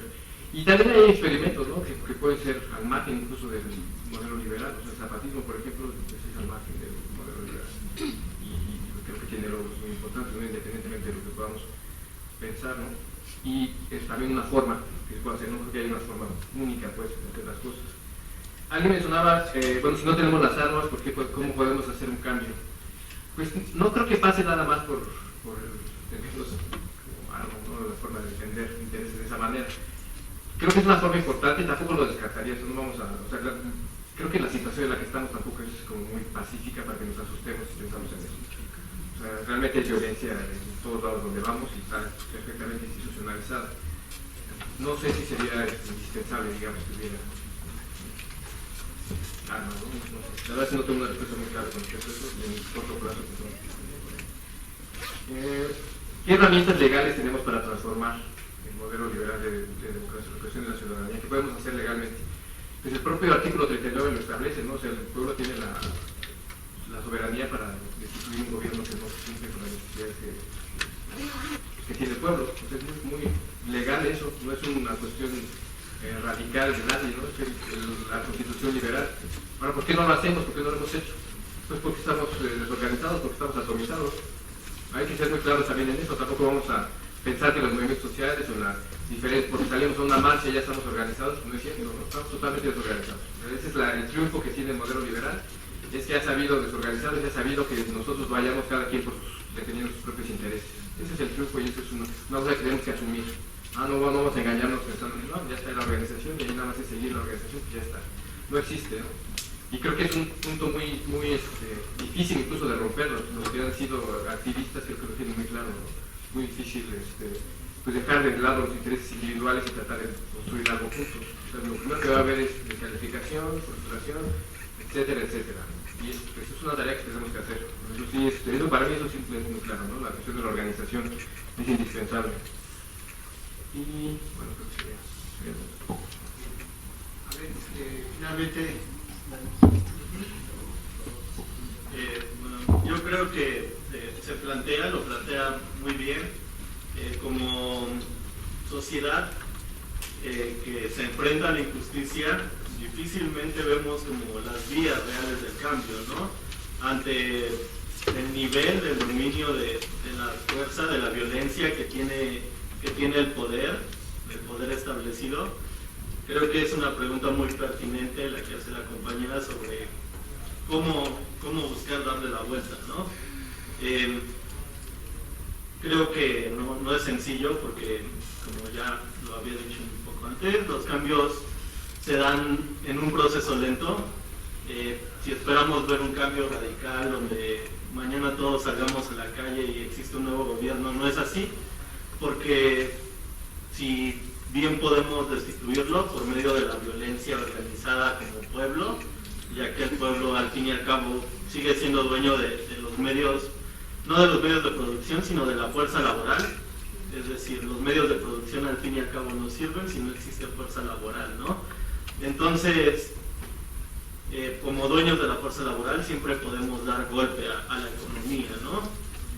Sin embargo, pues este golpe no trae un cambio de fondo, no trae un nuevo orden, porque simplemente se vuelve a reinstaurar otro orden que parte de otros intereses, que al fin y al cabo son intereses, y que por eso lo planteaba acerca de más los ideales, más acerca de la ideología, porque siempre que sigamos restableciendo órdenes que partan de intereses individuales, pues acabaremos llegando a modelos que al fin y al cabo recaigan en el descontento de mucha gente, ¿no? Porque esos intereses que son individuales no pueden ser los de ustedes, los míos, en todo momento. Vivimos situaciones diferentes, tenemos vidas diferentes y por lo tanto nuestros intereses van a variar. En ese sentido no podemos pensar en establecer una sociedad nuevamente monolítica, nuevamente donde se plantee que la sociedad es lo bueno, lo justo y lo verdadero.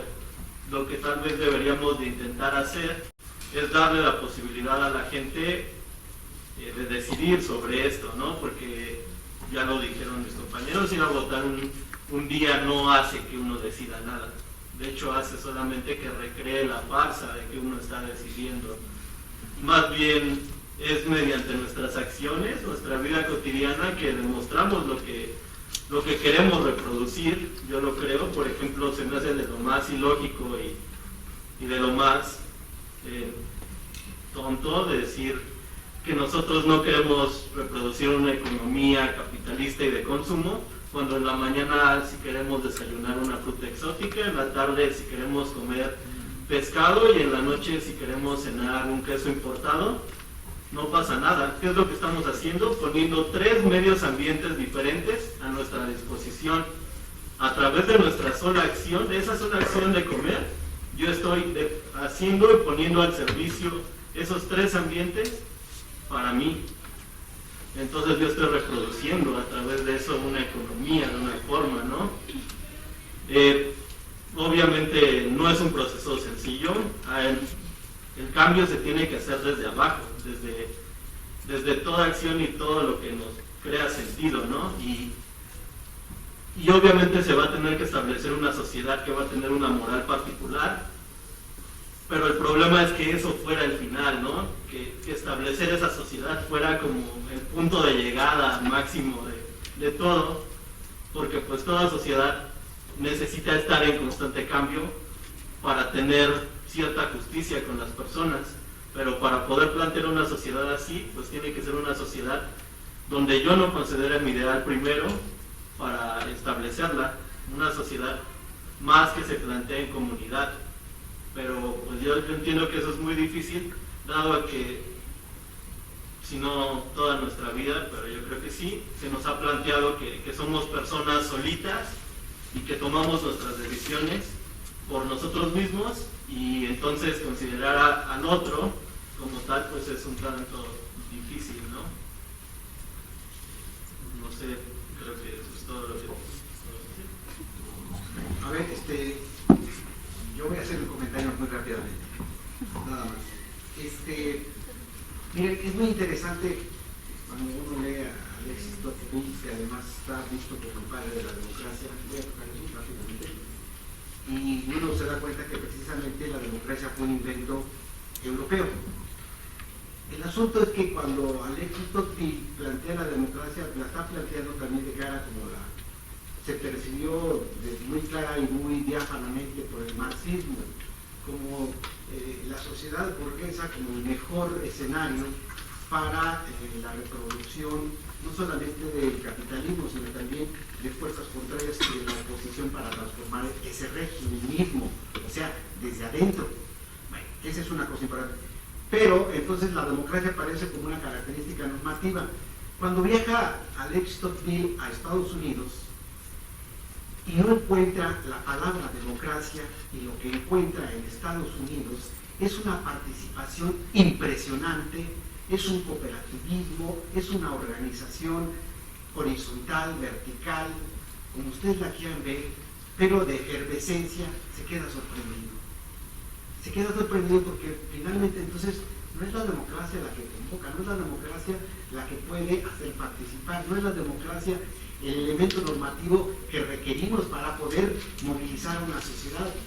Claro, eso no lo dice él, eso lo digo yo. El asunto particular es que es una reflexión importante. Acá no había democracia y había una movilización, había decisiones, había participación, había involucramiento, había responsabilidad. Esto viene a cuento porque una de las cosas que dijo Juan Carlos, en las cuales estoy totalmente de acuerdo, en gran parte, no es que a lo mejor tengamos que quitar a la democracia, no es que tengamos que, lo dijo de alguna manera Juan Carlos, eliminarla, ¿no? Despejarla, si ustedes quieren. Yo creo que no, yo creo que hay que aclararla. ¿Qué es la democracia? ¿O en qué ha devenido la democracia? En mi punto de vista, como digo también es muy personal, la democracia ha devenido en un instrumento de solución de conflictos. La democracia no es un proyecto, la democracia no es un programa, la democracia no es un estilo de vida, la democracia es un instrumento para solucionar los conflictos. Por eso hoy la burguesía toma en sus manos la democracia. ¿Qué? ¿No quieren política? Bueno, discutámoslo, hablamos una elección, ahí están los medios, que los medios sean los que discutan y convoquen a una elección, ¿no? Entonces, o sea, todos aquí reivindicamos a la democracia, ¿no? Yo personalmente paso redoblado, no. Yo creo que la democracia ha devenido en ese medio de solución de conflictos. Había que ubicarla y ciertamente había que proponer otra cosa. A lo que más llevaron los movimientos sociales, los nuevos movimientos en el 68, precisamente es una propuesta estudiantil al calor de una insuficiencia de para dónde. Es a la democracia participativa. Y lo que mejor tenemos, lo dijo Juan Carlos también, es una democracia deliberativa. Y donde podemos tener, que en este caso en nuestro país, hablar de esa democracia vieja, ni siquiera tenemos esa democracia vieja, ni siquiera. Pero hablar, por ejemplo, de plebiscito, de revocación de mandato, de rendición de cuentas, ¿sí? Eso sería importante que estuviera en términos legales. Y ojo, estoy diciendo en términos legales, porque finalmente esta democracia juridizada no nos sirve para nada. Es un señuelo al cual cualquiera ahora hace referencia para legitimarse y para tomar decisiones.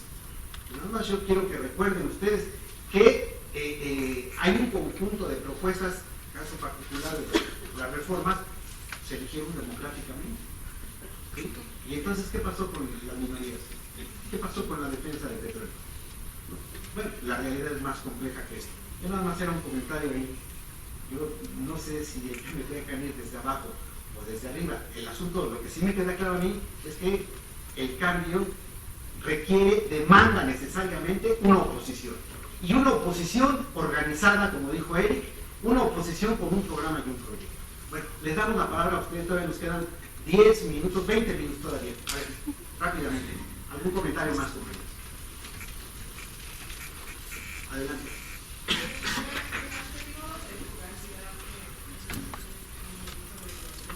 No se oye.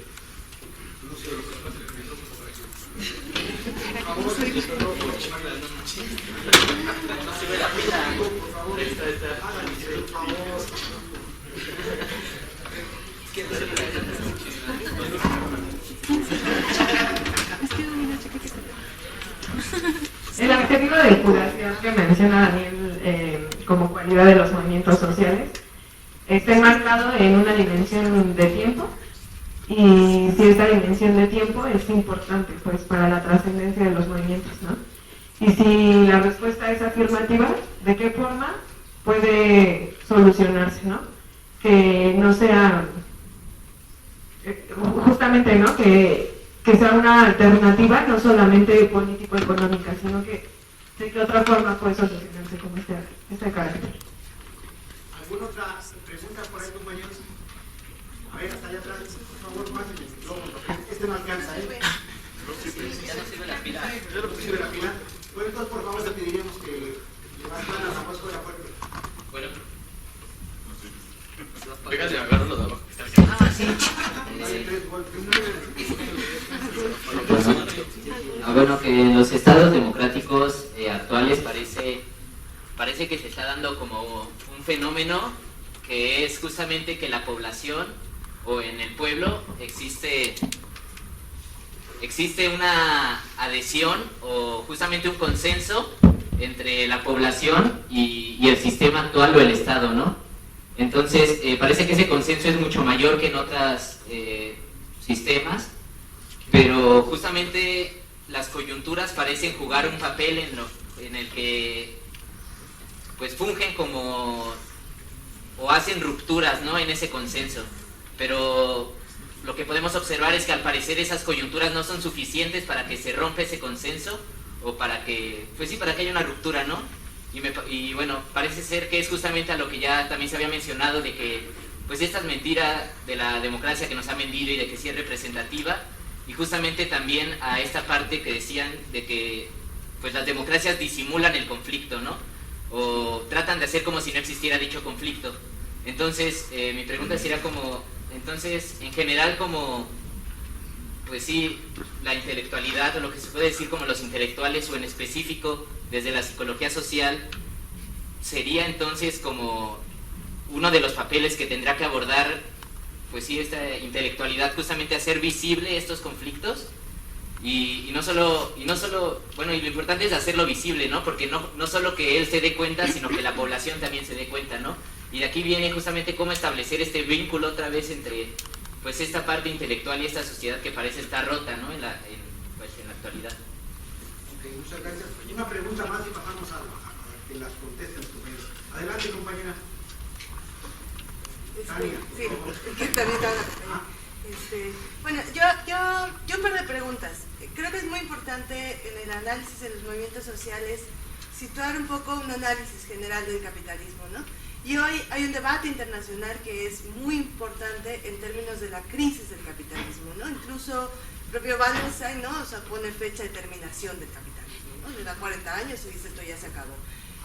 Un poco, bueno, que se puede reflexionar un poco desde la perspectiva de la psicología social en torno a esta crisis.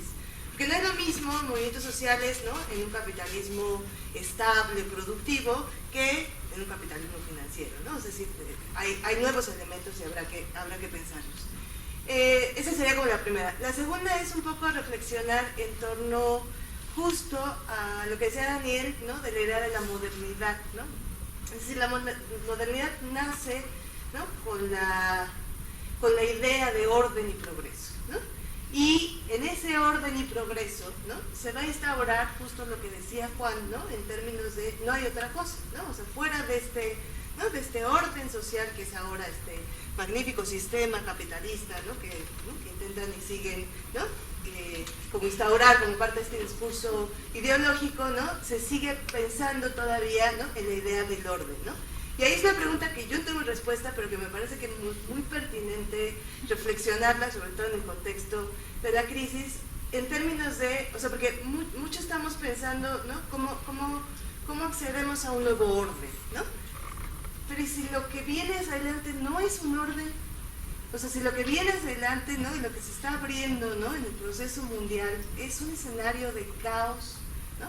Por supuesto que eso nos aterra, ¿no? Y nos aterra más, ¿no?, construidos en discurso social, ¿no?, dentro del capitalismo, ¿no?, o sea, en donde todo está ordenado y controlado y en donde lo que queremos es justo, ¿no?, acceder al nuevo orden o cambiar el orden, pero ¿no?, habrá que pensar si este orden no va a ser antecedido por una cuestión de caos, ¿no? ¿Y qué le toca hacer, ¿no?, en el caso de los psicólogos sociales, ¿no?, en ese escenario, ¿no? O sea, ¿cómo puede aportar la psicología social, ¿no?, en un escenario absolutamente caótico? Más allá de sostener el discurso del orden, ¿no?, de sigamos manteniendo el orden, de se puede cambiar o transformar por vías, ¿no?, desde la cuestión del reformismo, ¿no?, revolucionar reformistas, etcétera, etcétera. O sea, ¿qué tal si el escenario que viene hacia adelante? Porque, es decir, uno lo mira y eso parece que está pasando alrededor, ¿no? O sea, está sostenido por yo pienso que es como un holograma, ¿no?, de que esto es un orden sostenido, pero en realidad, si uno se va a los datos duros, ¿no?, a los acontecimientos, ¿no?, el acontecimiento de Ayotzinapa, ¿no?, o sea, es brutal para este país, ¿no? O sea, eso no es un orden, ¿no? O sea, podremos pensar que es un orden del terror, ¿no? ¿Y qué tal, no? Y ahí la dejo, ¿no? O sea, es decir, puede ser un escenario de caos el que venga hacia adelante, ¿no? Y habrá que pensar, ¿no?, desde nosotros como disciplina, ¿no? ¿Cómo la abordamos? Bueno, a ver, son varias preguntas. ¿Quieren entrarle para que podamos? A ver, sí, yo creo que sí. Una más para darle entrada a esto. Dos. Bueno, a ver, dos vienen. Nada más, por favor, tomen nota para que contesten, porque si no, preguntamos, pero no contestamos. A ver, adelante, compañera primero. Sí, es un comentario bastante pequeño con respecto a las posibilidades que hay para hacer esta transformación. Me parece que es importante rescatar que no tenemos por qué abandonar los proyectos a largo plazo, que serían dejar de lado la democracia como la entendamos, ya sea representativa, la liberal, pero también ver cuáles son nuestras condiciones económicas, bélicas, incluso comunicativas, para poder llevar a cabo eso, organizativas incluso. Si estamos hablando que no estamos organizados, si estamos hablando que hay una élite que tiene el poder bélico, comunicacional, y nosotros no tenemos esa capacidad, ¿cómo vamos a afrontarnos a ellos? Me parece que también es importante tanto rescatar a largo plazo el proyecto, pero también a medianos plazos y a cortos plazos. Tal vez no vivamos lo suficiente como para ver que se caiga el sistema capitalista, ni lo suficiente para que ya no exista democracia liberal parchada, pero sí es importante pensando qué podemos hacer nosotros, al menos en el momento en que nos tocó vivir. Y quiero recordar nada más algunos aspectos que ha vivido América Latina, ¿no? En los casos de dictaduras militares que sucedieron después de un gobierno que se dijo que iba a ser revolucionario. Me parece que la única excepción es Cuba, y en México, Cherán, que sería un ejemplo muy particular, muy ricuta, pero son ejemplos como en el mapa muy pequeñitos, y que yo me imagino que si pasara, yo la verdad estoy muy segura de que si pasara lo que pasa en Cherán, en Curicuta, a nivel nacional, inmediatamente tendríamos una dictadura mandada por Estados Unidos en nuestro país. Bien. Adelante. Sí, bueno, yo cuando vi el cartel me sorprendí porque iban a ser como dos líneas simultáneas entre el rol del psicólogo y un antecedente de los movimientos sociales. Me da gusto que se someta a discusión todos estos temas y principalmente estas aportaciones teóricas con referencia al capitalismo. Sin embargo, creo que aunado más en el trabajo que hizo el compañero Daniel, quisiera rescatar dos partes, principalmente el rol que describe el psicólogo, así como la vida cotidiana, ¿no? Creo que nos cuesta trabajo encontrar soluciones para problemas que rebasan incluso en nuestra realidad cercana, como es el DF, que es un colchón para todo, no Guerrero, no Michoacán, no cualquier otra parte, pero creo que si nosotros pretendemos hacer una reflexión de cómo realizar cambios, deberíamos hacerlo desde nuestra parte más cercana, que es incluso esta facultad, ¿no? No tenemos ni siquiera, podemos reflexionar los problemas que atraviesa esta facultad, si es que los tienen, si hay conflictos, cuáles son nuestros intereses o qué intereses existen frente a los estudiantes. Por poner ejemplos, recuerdo aquella cuestión de las especialidades, si sabrían, si no sabrían, cuántos estudiantes buscaron una especialidad, cuántos se prepararon para una especialidad y al final se les dijo que no iba a haber especialidades. O sea, esos también son intereses de nuestra comunidad que ni siquiera pudimos problematizar en un minuto, ¿no? Otro detalle que recuerdo es las organizaciones que había dentro de esta facultad que entregaban o que ofrecían talleres, danza, lo que sea, y actualmente nos los cobran y los dan aquí al lado. O sea, ¿cómo, no? Talleres de danza que eran autosustentables, que eran autónomos y ahora se cobran 400 pesos y si no son más de 10 personas no se abren. Bueno, ¿y dónde quedan esos 4,000 pesos? ¿No? Otro detalle, ¿cómo vamos a hacerle con nuestro programa de estudios? Todos nos quejamos de nuestro programa de estudios y nadie asiste a las juntas de consejo técnico, ¿no? Entonces, estamos pensando muy amplio, en un amplio terreno en el cual tal vez no tengamos las armas o los medios, como Michoacán y las autodefensas, pero aquí que sí los tenemos no los ocupamos. Estamos ante una carencia de identidad, como lo mencionaba incluso Eric cuando hablaba del pueblo. Bueno, ¿cuál pueblo? Bueno, vamos a hablar de psicólogos, pues ¿cuáles psicólogos? ¿No? Nos tiramos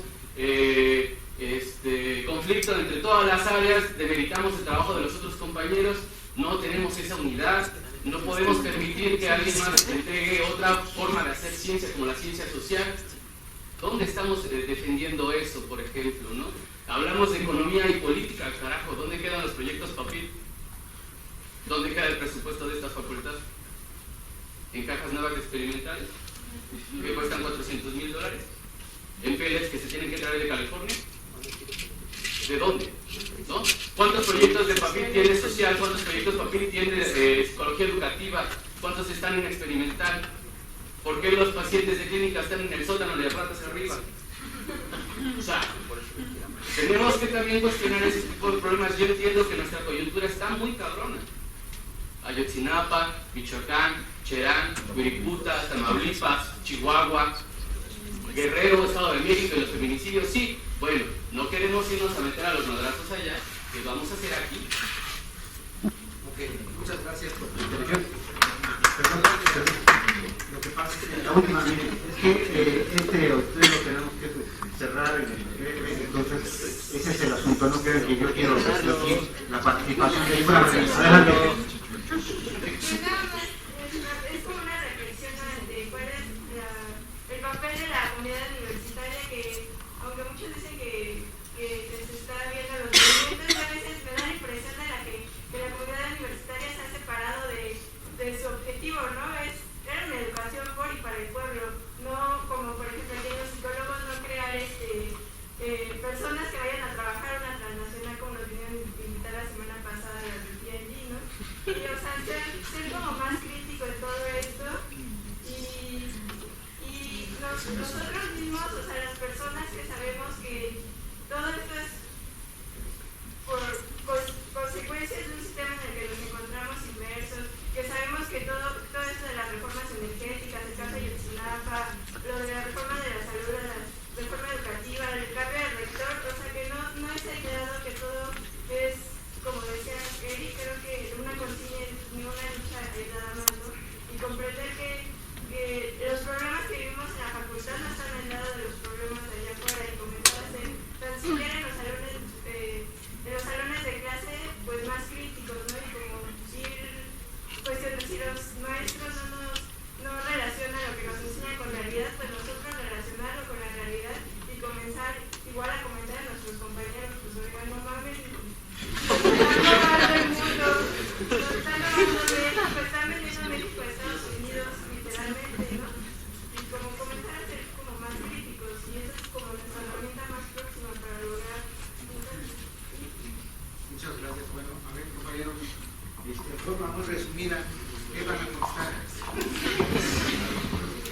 Muy rápido, un minuto para mí. Claro, son tantas, además significarían muchas respuestas, pero una es clara, ¿no? Lo que hablaba, teniendo como marco lo que preguntaba Tania y que además yo tampoco puedo responder. Sí, está la crisis estructural del capitalismo, caracterizada por Manuel Bernstein, está dentro de este, digamos, tren secular de transformación del que él habla, retomando Rudel. Lo que hay es responsabilidad, yo creo, responsabilidad, la aparición o la nueva aparición o el reciclaje del sujeto político. Y además, es lógico, ¿no?, que los ejemplos de Cherán, los ejemplos de Chiapas, de zapateros mexicanos, eso es lo que tenemos, ¿no? Porque además hay que decirlo de manera muy clara, aquellos que ya no tienen nada, que son sin tierras, autocrímenes, franceses, ¿no?, sin pareja, ¿no?, sin tiempo completo como nosotros. Hay mucho que perder, ¿no? Claro, entonces, claro, estos esfuerzos democratizadores, si queremos prolongar la palabra, pues habría que dirigirlos una vez más, sin replicar todos aquellos vicios, todos aquellos modelos que de otra manera nos llevaron hacia el desastre como tal. Entonces, sí conocemos con algunos espacios que son propios a nosotros, donde nos desarrollamos. Muy importante democratizar nuestra universidad y nuestra facultad, por supuesto. Hoy en día hay un proceso monárquico de cambio de rector, donde ninguno de los integrantes o la mínima, un grupo mínimo son los que van a decidir quién va a ser el próximo monarca en estas universidades. Entonces hay que enfatizar eso. Bueno, rápidamente igual. Ángel mencionaba acerca de la cuestión del sistema actual y el Estado, cuál es la relación entre los modelos de democracia liberal y las sociedades.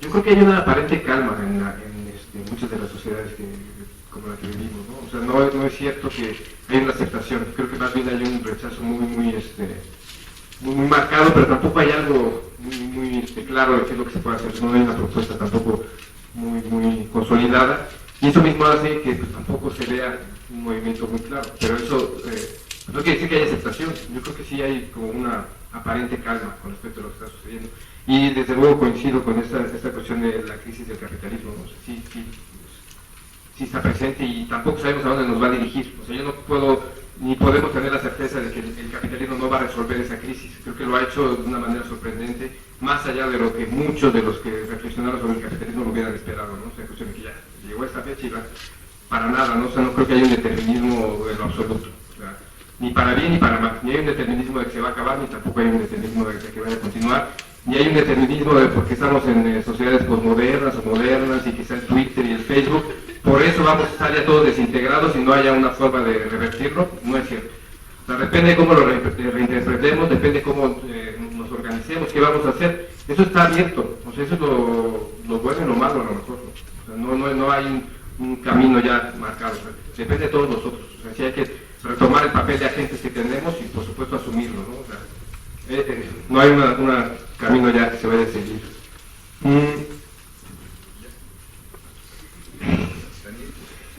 Bueno, nada más retomar rápidamente lo que dijo Luis.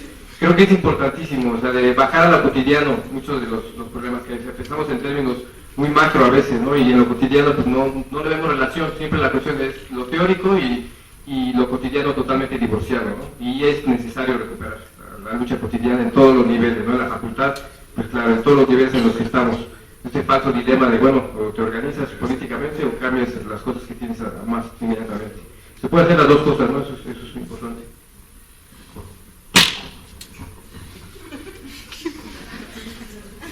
Pero muy rápido, pues sí, aunque existe una crisis del capitalismo, pues más bien existen muchas crisis en lo que respecta a nuestra forma social en general. Entonces, pues más bien intentaré dar una mega respuesta a todo lo que se preguntó. Empezando con lo que preguntó la compañera, si bien los movimientos sí son fugaces, será más bien el tiempo de la coyuntura, ¿no? Pero pues un movimiento, lo que se necesita para evitar que solamente quede como en coyuntura es trabajo, ¿no? Es tener una organización atrás de ello, ¿no? Para que siempre que pueda haber o no una coyuntura, existe esa organización de fondo, una organización de protesta que debe de existir en toda sociedad. Si no hay una organización de protesta en una sociedad, pues básicamente no tenemos nada, ¿no? Y por lo mismo entonces pues requerimos trabajo. Bien lo dijo Luis, para tener ese trabajo tenemos que reflexionar acerca de nosotros mismos en todos los niveles. A veces reflexionar de lo macro, pues sí, es lo que queremos porque pensamos que ahí está el cambio, ¿no? No necesariamente. Entonces, pues, ¿cuál es nuestro papel? Ya no como psicólogos, sino como personas, tomar postura. O sea, hoy en día no podemos no hacerlo. No podemos ir por la vida simplemente dejando que la vida nos lleva. Dejando que de la preparatoria pasemos a la universidad y no sepamos ni por qué, ¿no? Entonces, pues, más bien tenemos que organizarnos, pero para organizarnos hay que tomar postura. Tenemos que determinarnos a nosotros mismos y a partir de esa postura que tomemos, pues ahora sí organizarnos, intentar cambiar las cosas, ¿no? Pero si no tomamos postura, si no estamos en un lado, entonces pues tampoco podemos tomar alguna acción concreta. Bueno, pues hay algo de, si no por ahí, ¿no, verdad? Sí. Bueno, pues les agradecemos mucho. Miren, también lo que queda claro es que pues estamos tratando nosotros precisamente, estas mesas responden a esa contingencia de organizarnos. Las masas son, yo lo decía hace 8 días, las masas son importantes, pero las manifestaciones, no me preocupan a mí los números de llenar los auditorios y afuera y las explanada. Yo creo que si hay, como decía alguna vez alguien, si hay un oído receptivo, si esto les hace sentido a ustedes y si esto se genera en una estructura mínima de organización, de reflexión, de reunión, de comunicación y de protesta, creo que hemos ganado. Les agradezco mucho la presencia y los invitamos para la última de este año, la última mesa redonda de citas para noviembre, y les recordamos, por favor, asistan mañana a protestar, a recordar, a conmemorar la masacre del 68, y creo que nos podemos encontrar y ahí vernos, y obviamente que existe también memoria, y esto queda, y finalmente ustedes y los que vienen detrás de ustedes tendrán que recordar lo que se dice aquí, lo que se dice afuera, lo que se protesta, y esto tiene que hacer sentido en algún momento coyuntural para poder cambiar cada vez por una mejor condición a nuestro país. Muchas gracias, compañeros, les agradecemos su participación. El que va a ir a marchar sale a las 2:15, 2:15 en la explanada, entonces todos nos vemos. Las 3, para ir a las 3.